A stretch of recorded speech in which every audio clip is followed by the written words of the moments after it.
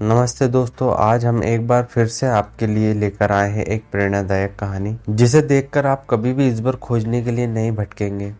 अगर स्टोरी आपको अच्छी लगे तो नीचे कमेंट करके जरूर बताइएगा। तो चलिए शुरू करते हैं आज की कहानी। उस वक्त की बात है जब भगवान बुद्ध इस धरती पर अवतरित थे। एक व्यक्ति जिसके पास धन दौलत की कोई कमी नहीं है, उसके साथ जीवन काटने वाली पत्नी और राम लक्ष्मण जैसे 2 बच्चे भी थे। उसके पास सब कुछ था। फिर एक दिन उस व्यक्ति के मन में भगवान को पाने की लालसा जगी। उसने सोचा कि मैंने बहुत सारा धन कमा लिया, अब कभी धन की कमी नहीं आएगी, पर मेरे पास ईश्वर नहीं है। मुझे ईश्वर के दर्शन करने हैं। उस व्यक्ति ने ईश्वर खोजने की ठान ली। फिर उसने कई सारे मंदिरों और धर्म स्थानों का निर्माण करवाया, पर उसे ईश्वर के दर्शन नहीं हुए। फिर उसने दान पुण्य करना शुरू किया। उसने खजाने से कई सारा धन दान पुण्य में लगा दिया, फिर भी उसे ईश्वर नहीं मिले। फिर उस व्यक्ति ने सोचा कि अब मैं बड़े बड़े धामों के तीर्थ करता हूँ।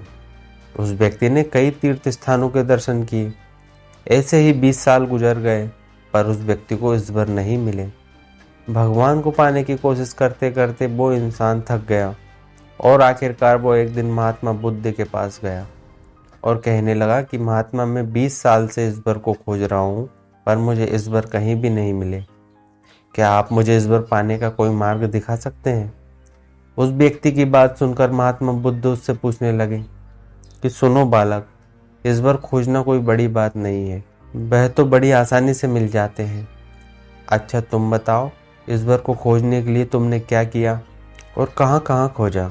वह व्यक्ति बुद्ध को पूरी बात बताता है कि मैंने कई सारे मंदिरों और धर्म स्थानों का निर्माण किया, दान पुण्य किया और कई सारे तीर्थ स्थानों का दर्शन किए, फिर भी मुझे ईश्वर नहीं मिले। महात्मा बुद्ध उसकी बातें सुनकर हंस पड़े और कहा, ठीक है, तुम ईश्वर के दर्शन करने हैं तो तुम शाम के वक्त मेरे पास आ जाना, तुम्हें ईश्वर मिल जाएंगे।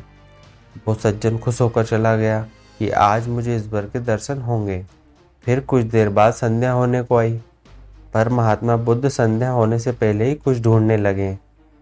शिष्यों ने आकर पूछा कि गुरुजी आप क्या ढूंढ रहे हैं?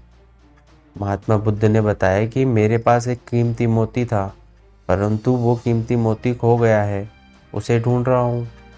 महात्मा बुद्ध की बात सुनकर शिष्य भी उस मोती को ढूंढने में लग गए। सभी मोती को ढूंढ ही रहे थे कि इतने में वह व्यक्ति वहां पहुंच गया। उसने देखा कि कुटिया के बाहर महात्मा बुद्ध और उनके शिष्य कुछ ढूंढ रहे हैं। उस व्यक्ति ने बुद्ध के पास जाकर पूछा कि गुरुजी आप सब क्या ढूंढ रहे हैं? महात्मा बुद्ध ने बताया कि मेरा एक कीमती मोती खो गया है, उसे ढूंढ रहे हैं। ये सुनकर वो व्यक्ति भी उस खोए हुए मोती को पूरी लगन से ढूंढने लगा। ढूंढते ढूंढते रात होने को आई, पर वो मोती नहीं मिला।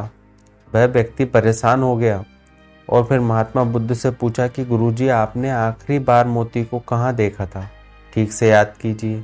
महात्मा बुद्ध सोचकर बताते हैं कि मैंने आखिरी बार मोती को कुटिया के अंदर देखा था।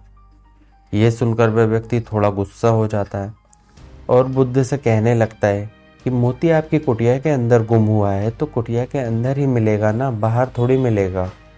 आप सब व्यर्थ में बाहर इधर उधर ढूंढ रहे हैं और मुझे भी अपने साथ ढूंढा रहे हैं। आप अपना तो समय व्यर्थ कर ही रहे हैं, पर दूसरों का भी समय व्यर्थ कर रहे हैं। फिर महात्मा बुद्ध उस व्यक्ति के सामने देखकर मुस्कुराने लगे। यह देखकर वह व्यक्ति बोला कि महात्मा आप हंस रहे हैं और मुझे कुछ समझ में नहीं आया। महात्मा बुद्ध बोले, बस मैं यहाँ बुलाकर तुम्हें यही समझाना चाहता था कि जिस ईश्वर को तुम 20 सालों से बिना सोचे इधर उधर ढूंढ रहे हो, उसे तुमने कभी अपने अंदर की कुटिया में खोजा ही नहीं। ईश्वर कभी खोजने से नहीं मिलते, उसके लिए तो तन मन पवित्र होना चाहिए, तभी ईश्वर के दर्शन होते हैं। अगर तुम ईश्वर के सच्चे दर्शन करना चाहते हो तो इधर उधर भटकना छोड़कर अपने अंतरात्मा में ध्यान लगाओ, ईश्वर तुम्हें वहीं मिलेंगे। अपने अंदर के ईश्वर को तुम देख लोगे तो हर जगह हर इंसान में तुम्हें बस ईश्वर ही दिखाई देंगे। महात्मा बुद्ध की अमृत भरी वाणी सुनकर उस व्यक्ति को अपनी गलती का एहसास हुआ और बुद्ध के चरणों में गिर पड़ा और माफी मांगते हुए कहा कि मैं व्यर्थ में ही इधर उधर भटक रहा था। वास्तव में तो ईश्वर हमारे अंदर ही होते हैं। तो दोस्तों, आपको ये कहानी अच्छी लगी हो तो दोस्तों वीडियो को लाइक ज़रूर कीजिएगा और चैनल को सब्सक्राइब ज़रूर कर दीजिएगा। धन्यवाद।